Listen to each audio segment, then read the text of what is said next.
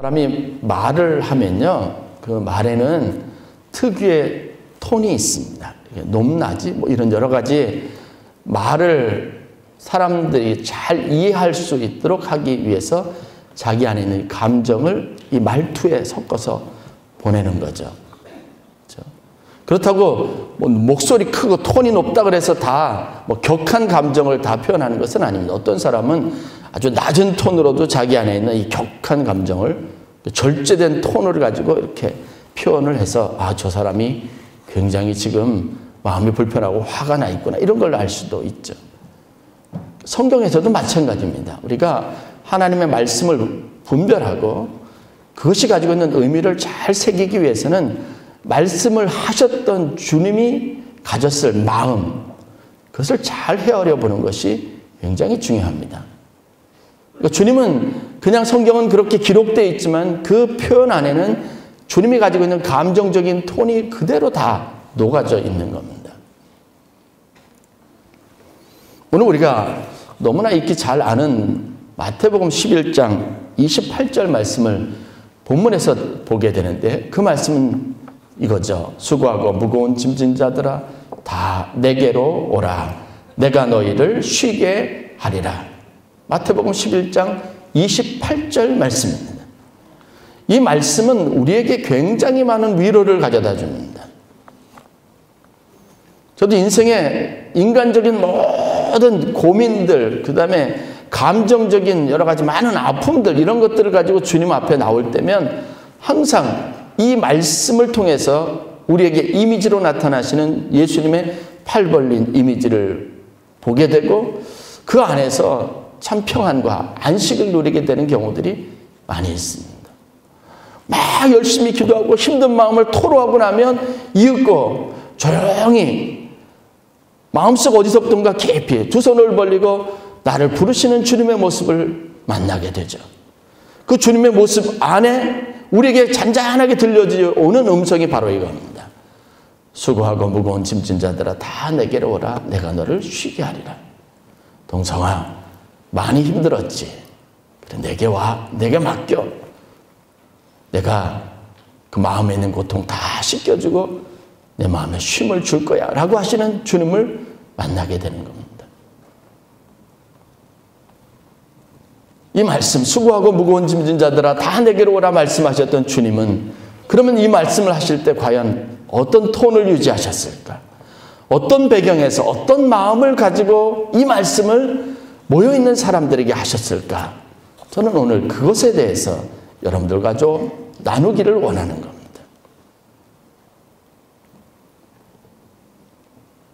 이 교훈은 우리에게 굉장히 중요한 의미를 갖습니다. 우리가 우리의 마음을 무엇을 표현하기 앞서서 우리의 마음을 어떻게 잘 유지시키고 성령께서 우리의 마음과 생각과 혀를 주관하시도록 할 수 있는가 하는 그 방법에 대해서 소중한 교훈을 우리에게 주기 때문에 그렇습니다. 본문의 흐름에서 보면 오늘 우리가 읽은 마태복음 11장 28절부터 30절까지 말씀은 그렇게 온화하고 부드러운 분위기 속에서 하신 말씀이 아니라는 것을 알 수 있습니다. 11장 시작되는 것부터 예수님은 불편할 만한 일들이 이제 계속 생기기 시작했습니다. 당시에 감옥에 갇혀있던 세례 요한이 제자들을 불러서 제자들에게 예수님을 만나라고 했습니다. 그리고 가서 한 가지를 확인하고 올 것을 부탁을 했는데 그 이야기는 뭐냐면 제자들에게 예수를 찾아가서 만나거든 우리가 기다리던 그분 메시아가 바로 당신이 맞습니까? 라고 확인해 갖고 오라는 거예요. 물어보라는 겁니다. 제자들은 이 부탁을 받고 예수님을 찾아갔습니다. 그리고 다짜고짜 예수님에게 물었습니다. 예수님, 당신이 바로 우리가 기다리던 오실이라고 한 그 사람이 맞습니까? 이 이야기는 뭐죠? 아무리 생각해도 당신은 우리가 기다리던 사람이 아닌 것 같습니다 라고 하는 마음의 의심이 그 안에 담겨져 있는 거예요. 누가요? 세례 요한이 그랬습니다. 세례 요한은 우리가 아는 것처럼 예수님보다 6개월 먼저 출생을 해서 예수님이 오실 길을 예비하라는 선지자의 사명을 가진 사람이고 예수님의 첫 공생의 사역을 할 수 있도록 세례를 베푼 사람이고, 사람들과 다른 물 세례가 아니라 하늘로부터 부어지는 특별한 하나님의 은총의 세례, 성령의 세례가 있다는 것을 이야기했던 사람이고, 이 사람이야말로 하나님의 아들이라고 하는 사실을 거기 모여있는 많은 사람들에게 공식적으로 공표한 사람입니다. 누가 봐도 위대한 선지자입니다. 예언자입니다. 하나님의 일꾼입니다. 그런데 그런 세례 요한이 마음이 흔들리기 시작했습니다. 의심이 들기 시작했습니다. 그것을 가지고 확인차 도저히 생각하고 또 생각해도 받아들일 수 없어서 저분이 예수가 맞는가 끊임없이 의심이 돼서 제자들을 보낸 거죠. 이런 일련의 길을 겪고 난 예수님께서 그 제자들 돌려보내죠. 설명하지 않았습니다. 너희들이 지금껏 내가 한 일을 보지 않았느냐? 사람들이 나에 대해서 증거하는 것을 듣지 않았느냐? 그러면 그대로 가서 전하라는 겁니다. 눈으로 보고 직접 목격했음에도 불구하고 사람이 가지고 있는 마음, 믿음이 좋다고 했던 신앙적이었던 하나님의 뜻을 분별하는 분별력을 가지고 있던 선지자로서 세례 요한도 현실의 어려움 앞에서 그 마음이 흔들리고 중심이 흔들리고 신앙이 흔들리는 일들이 있었던 겁니다. 이런 일들에 대해서 예수님께서 격정적으로 자신이 가지고 있었던 마음에 불편한 것을 토로하신 이야기가 그 다음에 이어집니다. 20절부터 25절에 있는 말씀입니다. 예수님께서 이렇게 말씀하십니다. 예수께서 권능을 가장 많이 행하신 고을들이 회개하지 아니하므로 그때 책망하시되, 그러면서 하신 말씀이 화 있을진저 고라시나 벳세다야 가버나움아, 심판날에 두로와 시돈보다 너희에게 당할 심판이 훨씬 더 견디기 힘들 것이다 라고 말합니다. 예수님이 공생애를 시작하면서 자기 고향으로 돌아가지 않고 성경에 보면 갈릴리로 가셨습니다. 그곳에서 집중적으로 갈릴리 지역 여러 곳을 다니면서 고통받는 사람들, 어려운 사람들, 하나님의 위로가 필요한 사람들, 병든 사람들을 위해서 사역을 했습니다. 성경의 기록을 보면 가는 곳마다 많은 사람들이 모였습니다. 그 사람 중에 특별한 사람들이 나와서 고침을 받기도 하고, 손 마른 자가 낫기도 하고, 눈 먼 자가 보기도 하고, 들리지 않던 사람이 들려지는 기적과 같은 일들이 있었습니다. 열병에 시달려서 도저히 원인을 알 수 없는 열이 계속되는 문제로 있었던 베드로의 장모도 예수님이 손이 닿자마자 나았습니다. 중풍병자에 걸려서 꼼짝없이 누워 지내던 사람이 예수님의 말씀, 권위 있는 말씀 앞에 그냥 일어나서 상을 들고 돌아가는 일도 있었습니다. 직접 보았으면서도 예수님의 말씀, 가르침, 권세 있는 이야기를 전부 다 들었으면서도 불구하고 그들은 아무것도 달라진 것이 없었던 거예요. 회개하지 않았습니다. 회개하지 않았단 말은 최소한 내가 보고 듣고 배운 바대로 그렇게 하나님 뜻대로 살고자 하는 노력이 사람들에게 아무에게도, 많은 사람에게 일어나지 않았다는 겁니다. 그렇게 애정을 쏟아부었던, 그렇게 열심히 했던 사역지에 있었던 그 대표적인 도시 세 곳에 세례 요한의 일이 기폭제가 돼서 자신 안에 묶어뒀던 안타까운 감정들이 벳세다, 고라신, 가버나움 이 세 도시에 향한 저주의 심판의 메시지로 이어지게 된 겁니다. 그리고 성경은 그 격정적인 심판의 메시지 이후에 바로 오늘 본문을 다루고 있습니다. 어떤 의도에서 주님이 이런 말씀을 하셨을까요? 하나님의 말씀을 들어도 왜 변화되지 않을까요? 눈으로 보아도 그렇게 감격적인 순간들, 은혜 받았던 시간들이 참 많이 있음에도 불구하고 누가 보기에도 의심의 여지 없이 하나님을 믿는 사람인 것 같아 보이면서도 왜 여전히 그 자리, 여전히 달라지지 않고 새로워지려고 하는 노력들을 끊임없이 하지 않을까요? 우리가 보기에 예수님은 그런 사실들에 실망한 듯합니다. 그런 안타까운 모습을 보면서 답답했던 것 같습니다. 그 답답한 마음을 추스리고 난 다음에 하신 말씀이 뭔지 아십니까? 바로 수고하고 무거운 짐진 자들아 다 내게로 오라고 하신 말씀이었습니다. 그럼 그 사이에 일어났던 예수님 안에 있었던 내적인 변화가 무엇입니까? 본문 우리가 읽었던 25절부터 27절 말씀에 바로 그 실마리가 있었습니다. 하나님의 뜻을 생각하고 감춰져 있어서 사람들에게, 똑똑한 사람들에게까지 그렇게 드러나지 않았던 하나님의 깊은 뜻, 생각들, 섭리, 계획들. 그러나 본인에게는 그것을 알게 하신 하나님의 은혜에 감사해서 격정적인 감동을 절제하고 그 마음을 하나님의 마음으로 대치시키고 난 이후에 그 화가 났던 사람들, 그 무리들을 바라보며 오히려 그들을 바라보며 긍휼히 여기는 마음을 가지고 내뱉으신 선언, 말씀이 바로 수고하고 무거운 짐진 자들아 다 내게로 오라는 겁니다. 목사님들도 계시지만 저는 그 마음을 알 것 같습니다. 그렇게 노력했는데도 여전히 제자리 걸음인 사람들을 바로 성도들을 바라보면서 안타깝기도 하고 어떨 때는 화가 나기도 하고 어떨 때는 내가 한 것이 아무 소용이 없던 낙심되기도 하지만 그러나 하나님께서 그 마음을 주셔서 여전히 변함없이 기도하게 하시고 번면하게 하시고 목회자로서 그 사람이 변화가 하도록 새로워지도록 애쓰도록 하셨던 그 마음을 예수님에게 하나님이 부어주신 것을 우리가 본문에서 발견하게 되는 겁니다. 여러분, 우리의 귀는 하나님의 말씀에 민감할 수 있어야 됩니다. 시간이 많은 이야기가, 설교에 대한 많은 횟수가 여러분들을 변화시키고 여러분들 자동적으로 무엇인가 새롭게 하도록 하는 힘이 될 거라고, 원동력이 될 거라고 하는 것은 아주 위험한 생각일 수 있습니다.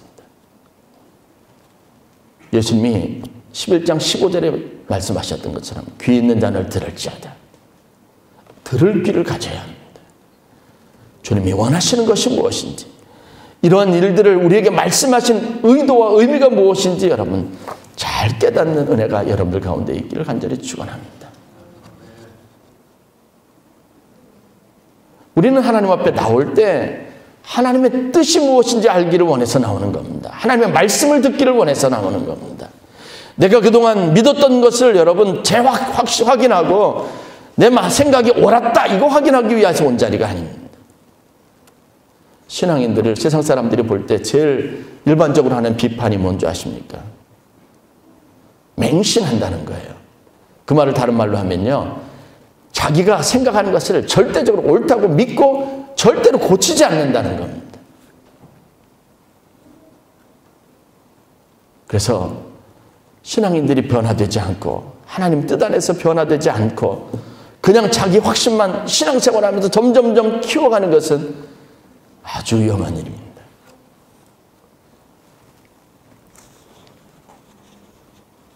가인과 아벨 이야기 여러분 잘 아시죠? 이 이야기는 우리에게 시사해 주는 바가 참 많이 있습니다. 아담과 하와의 에덴 동산에서 축출이 있습니다. 그리고 이어지는 이야기가 바로 가인과 아벨 이야기입니다. 에덴 동산에 쫓겨나서 살던 이 가족에게, 특별히 형제 가인과 아벨에게 하나님이 제물을 바칠 것을 요구하셨습니다. 가인과 아벨은 각각 자기가 준비한 예물을 가지고 하나님 앞에 드렸습니다. 그런데 성경에 보면 하나님이 가인의 것은 받지 않고 아벨의 것을 받으셨다라고 말합니다. 이런 일이 있고 난 다음에 성경에 보면 하나님이 의외로 가인을 찾아가셨습니다. 그리고 가인에게 말합니다. 가인아, 내가 화를 내고 억울해하고 감정을 억제하지 못하고 분을 내는 이유가 뭐냐? 성경이 잘 표현되어 있지 않지만 자기의 제물이 거절된 것에 대해서 가인은 지금 분노심, 극도의 분노를 가지고 있었습니다. 그 분노감을 가지고 있는 화난 감정을 가지고 감정을 다스리지 못하고 주체하지 못하는 가인에게 하나님이 먼저 찾아가서 말씀하시는 겁니다. 그러면서 하신 말씀이 뭔지 아십니까? 죄가 내 문 앞에서 도사리고 있으니까 너는 그 죄를 다스려라. 마음을 다스려야 한다라고 말씀하셨습니다. 그런데도 가인은 하나님의 말씀을 듣지 않았습니다. 들로 동생을 데리고 나가서 대화를 나누다가 쳐 죽였다 성경에 기록하고 있습니다. 저희는 선택할 때 왜 하나님께서 가인의 것은 안 받고 아벨의 것을 받으셨는지 분명하게 직접적으로 성경에 말씀하고 있지 않아서 무엇이 선택 기준이었는지는 알지 못하지만 뒤에 있는 이야기를 통해서 분명하게 아는 것 한 가지가 있습니다. 가인은 하나님을 예물을 드릴 때 하나님을 생각하기보다 자기의 생각이 훨씬 더 주관이 감정이 중요했던 사람입니다.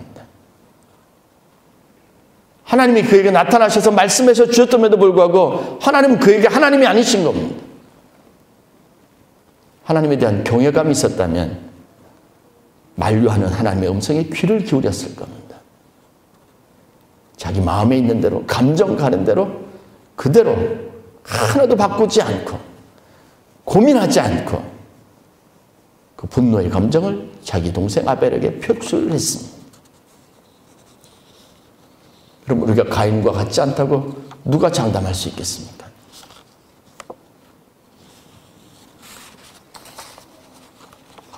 신앙생활은 거듭 말씀드리지만 하나님을 배워가는 겁니다.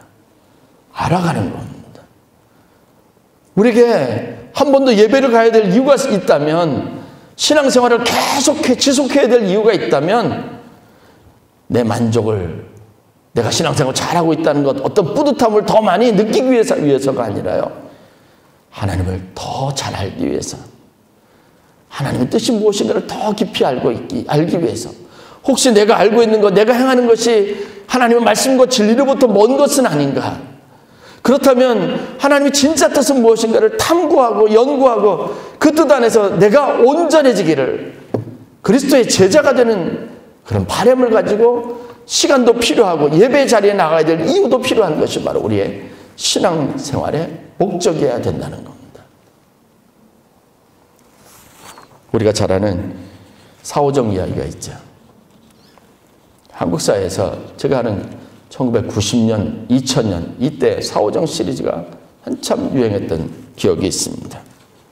저도 사오정 시리즈 얘기를 가끔 설교에 사용하기도 했는데요. 사오정 이미지 여러분 아시죠? 귀가 큽니다. 그런데 듣는 것은 전부 다 왜곡됐어요. 바르게 듣는 거 없습니다. 다 동문서답입니다. 이유는 그 잘 이미지에 표현된 귀에 여러 가지 주름이 있어요. 들리는 것들이 이 주름 곡선을 타고 오면서 아마 전부 다 다르게 들려지는 것 같습니다. 아무리 진리를 이야기하더라도 수용자, 듣는 사람에게 왜곡된 것이 있으면 그것이 절대로 진리가 될 수 없다는 걸 보여주는 거죠. 사오정 시리즈 중에 이런 이야기가 있습니다. 어느 날 한 청년이 결혼을 위해서 선을 받습니다.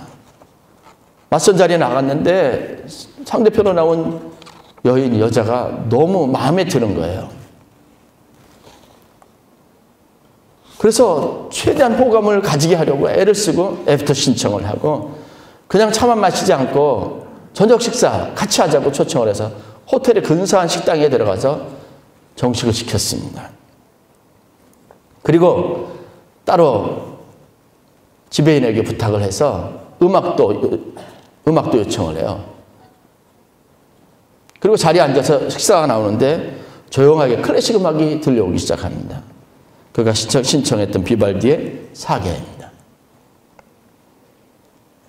음악이 들려오자 식사하고 있는 이 여인에게 이 청년이 말합니다.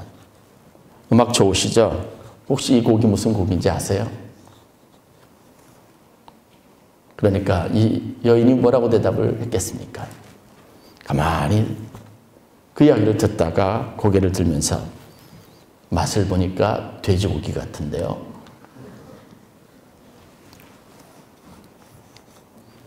안 웃으시는 것 같은데.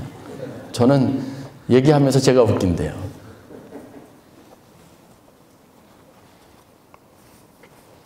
몽고 반점을 중국집이라고 우기는 사람도 있습니다.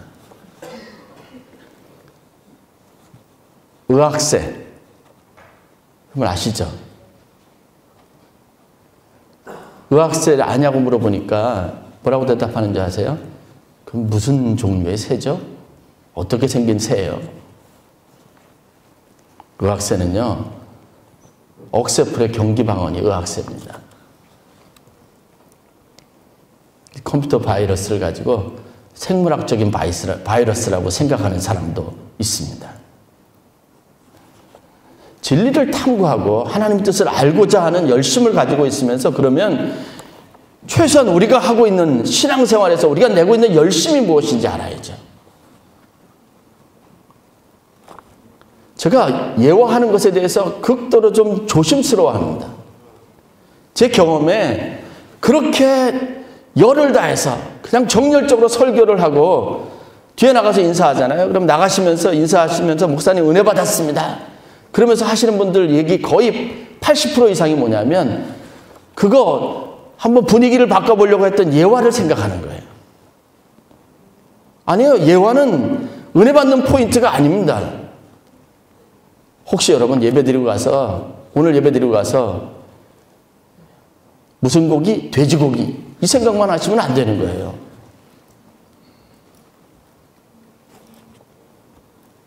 이유가 무엇인지 아십니까? 자기 안에 있는 자기 고집입니다. 신앙생활 하기를 원한다면 교회 와서 진리에 대해서 알기를 원한다면 탐구하기를 원한다면 하나님의 음성을 들으세요. 내 생각을 가지고 판단하지 마세요. 내 주관을 강화시키기 위한 수단으로 사용하지 마시고 내가 신앙생활을 해야 되는 정당성을 더 확보하기 위해서 그렇게 애쓰지도 마시기 바랍니다. 새로운 것을 받아들일 준비. 내가 지금껏 익숙하게 해오던 것 말고 왜 그런 가르침이 우리에게 있을까? 깊은 고민이 있어야 합니다.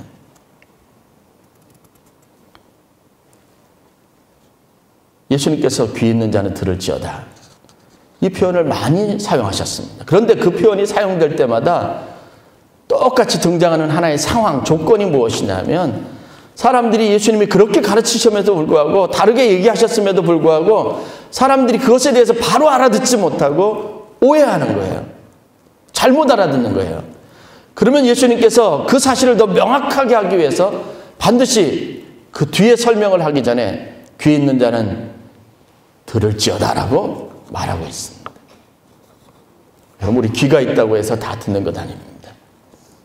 귀는 단순히 하나님의 음성이 들려지는 통로일 뿐이죠. 마음을 새롭게 하시는 은혜가 있기를 주의 이름으로 간절히 축원합니다.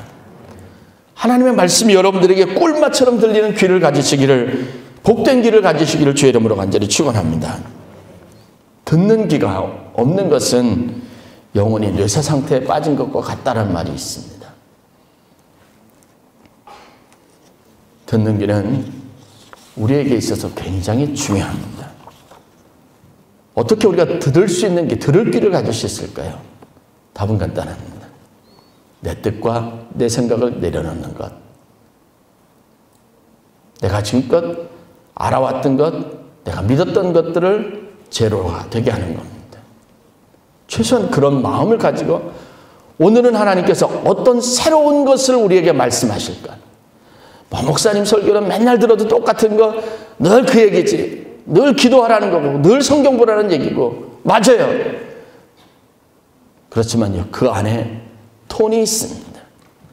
그 이야기를 할 때 강조점이 있습니다. 왜 그 이야기가, 왜 기도가 중요한지, 왜 말씀을 읽어야 하는 것이 중요한지 그것을 말해야만 되는 전달자의 의도가 있습니다. 다 아는 것 또 듣는다 여기지 마시고 여러분들이 가지고 있는 생각, 주관 다 내려놓고 제로로 만드시고 그 다음에 오늘 우리에게 하나님께서 새롭게 들려주시는 음성이 무엇인지 호기심을 가지고 들으실 수 있기를 주의 이름으로 간절히 축원합니다. 내 뜻을 내려놓아야 내 생각과 감정을 내려놓아야 들려지는 것이 바로 하나님의 말씀입니다. 이 하나님의 말씀이 여러분의 인생의 길이 되고 진리가 되고 생명이 되는 놀라운 은혜가 있기를 주의 이름으로 간절히 축원합니다. 간절함이 무기입니다. 여러분들에게 다시 부탁을 드립니다.